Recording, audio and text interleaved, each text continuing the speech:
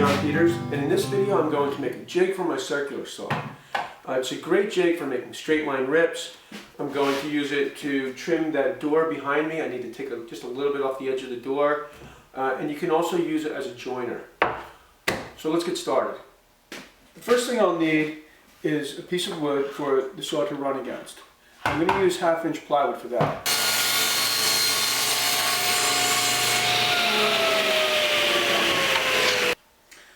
I cut this piece at 5.5 inches because the body of my saw is 3.5 inches. That's from the edge of the fence to the end of the motor. That'll give me a little bit of room so I can clamp the fence in place when I go to make my cuts with the circular saw. The next piece of wood I'll need to cut is a piece of 1/4 inch plywood, and that's what the saw is going to run on top of. I've marked out my 1/4 inch piece of plywood, and now I'm going to pre-drill some holes with a countersink bit.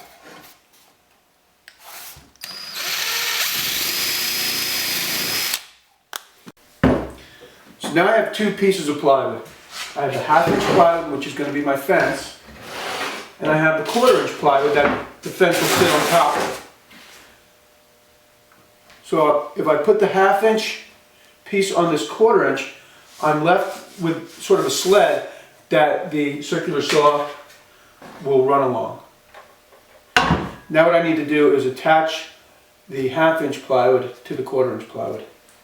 Now I'm putting the 1/4 inch piece of plywood on top of the 1/2 inch piece of plywood. I'm going to make sure they're flush,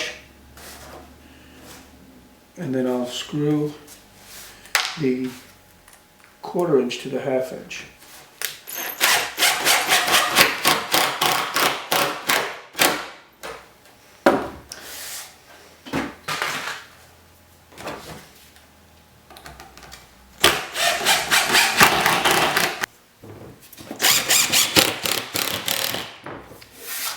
Okay, that's the last screw. The spacing of the screws are, I measured 3 inches in, and then I just did from the end every 16 inches. And that should be more than enough. Now I'm ready to run the circular saw along the fence, and I'll keep the fence of my circular saw up tight against the fence that I just made for this jig, and that'll give me a straight line along this edge. You'll notice as I cut, 1/2 inch of this board, about 1/2 inch, will fall away, and I'll be left with a space between the edge of the fence and the edge of this plywood. That is the exact distance from the edge of the circular saw fence to the edge of the blade.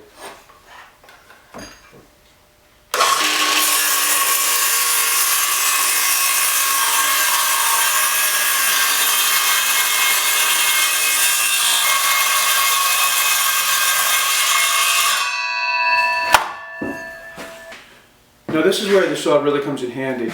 Let's say you don't have a table saw, you're at a job site and you don't have a table saw, and you need to rip a piece of plywood at, let's just say 10 inches, a lot of rips, and they need to be perfect. All you need to do is measure 10 inches out on one end and 10 inches on the other, and then put your jig in place. Put it right at the line, because everything on the inside of the line is going to stay that way, and everything on the outside is going to be cut away, including the saw curve. So we clamp that down and run the circular saw along the fence, we'll have a perfect width of 10 inches. The other thing to think about is this this jig is made for this saw, because the distance is 4 inches from the edge of the fence to the blade. I can't use a different saw with a different measurement. Like for instance, this saw is 5 inches away from the edge of the fence to the edge of the blade. So in this case I'd have to make another jig.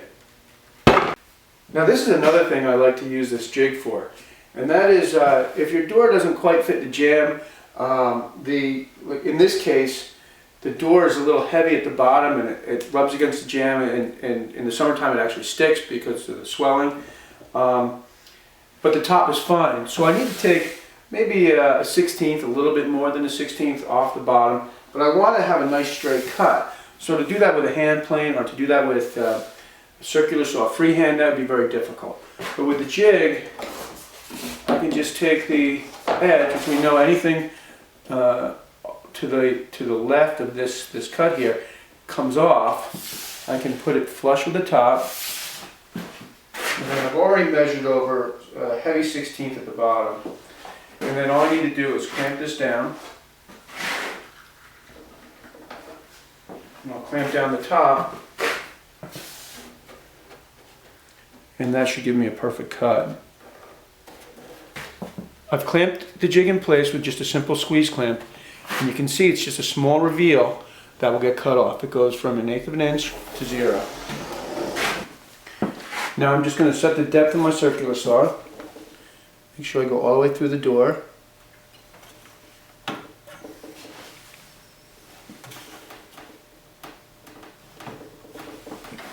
Alright.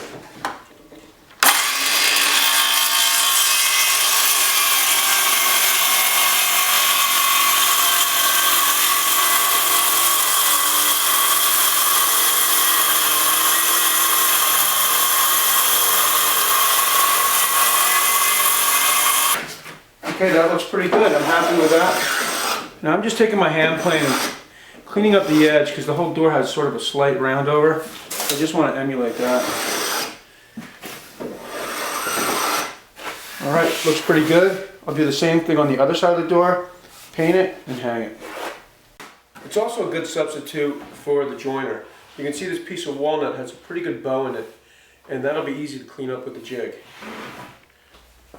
To use it as a joiner, I've countersunk a small hole here and put a screw. It's at the end of the board, so I'm not worried about losing any of my material.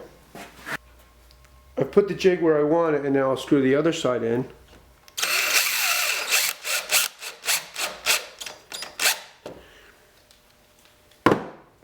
Then when I run along with the circular saw, this bit here will get cut off, and I'm flush in the middle. So there's about 1/2 of an inch here, and at the other end there's maybe 3/8, because there's a good bow right in the center. Now that my jig's in place, I'm ready to make my cut. The saw will run along the fence, and everything on this side of the 1/4 inch piece of plywood will be cut off.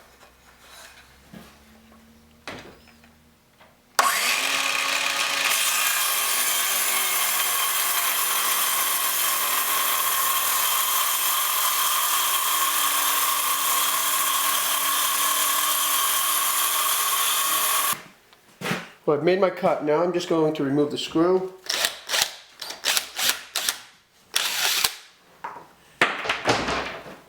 Then I'm left with a nice straight line rip that I can run against the fence of the table saw. Well, I hope you found the video useful. Thanks for watching and be safe.